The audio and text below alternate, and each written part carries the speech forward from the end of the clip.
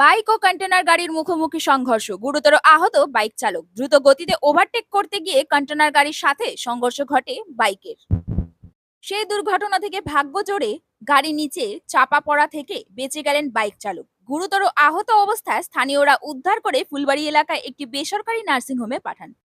ঘটনাটি ঘটে শিলিগুড়ি জলপাইগুড়ি জাতীয় সড়কের ফুলবাড়ি জিয়াগঞ্জ সংলগ্ন এলাকায়। জানা যায়, কন্টেনার গাড়িটি শিলিগুড়ি থেকে জলপাইগুড়ি যাচ্ছিল। এমন সময় জলপাইগুড়ির দিক থেকে শিলিগুড়িতে আসা দ্রুত গতিতে থাকা একটি বাইক ও কন্টেনার গাড়ি মুখোমুখি পড়ে যায়। ফলে নিয়ন্ত্রণ হারিয়ে সেই কন্টেনার গাড়িটি ধাক্কা মারে বাইকটি। রাস্তার মাঝে ছিটকে পড়ে যায় বাইক চালক। তবে একের পর এক দুর্ঘটনা এই জিয়াগঞ্জ এলাকায়। ফলে এই ঘটনায় ব্যাপক চাঞ্চল্য ছড়িয়েছে ফুলবাড়ি এলাকায়। স্থানীয়রা জানায়, এই এলাকায় প্রায় দুর্ঘটনা ঘটে রাস্তার বেহাল অবস্থার জন্য এবং 2 লাইন রাস্তা হওয়ার জন্য বেশি দুর্ঘটনা ঘটে। আজও তার ব্যতিক্রম হয়নি। ঠিক একই জায়গায় 1 সপ্তাহ আগে পরপর 4টি গাড়ি সংঘর্ষ ঘটে, সেখানেও আহত হয়েছিলেন।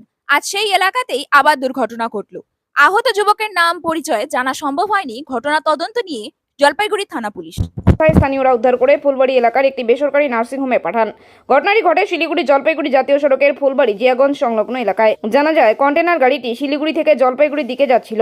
এমন সময় জলপাইগুড়ির দিক থেকে শিলিগুড়ি থেকে আসা দ্রুত গতিতে থাকা একটি বাইক কন্টেনার গাড়ির মুখোমুখি পড়ে যায়। ফলে নিয়ন্ত্রণ হারিয়ে সেই কন্টেনার গাড়িকে ধাক্কা মারে বাইকটি।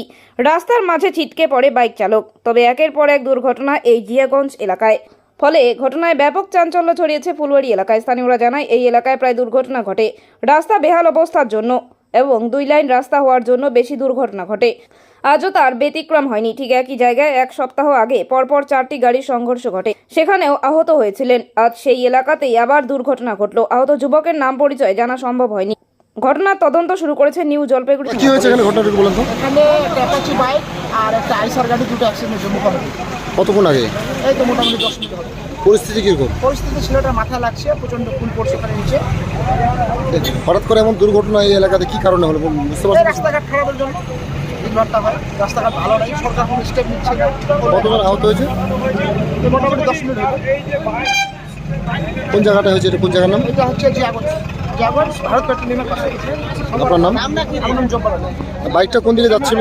বাইকটা যাচ্ছিল শিলিগুড়ি আর এই বড় গাড়িটা শিলিগুড়ি থেকে যাচ্ছিল জলপাইগুড়ি। বড় গাড়ি বলতে কি গাড়ি ছিল? আইসার ছিল, আইসার 1100। ধন্যবাদ।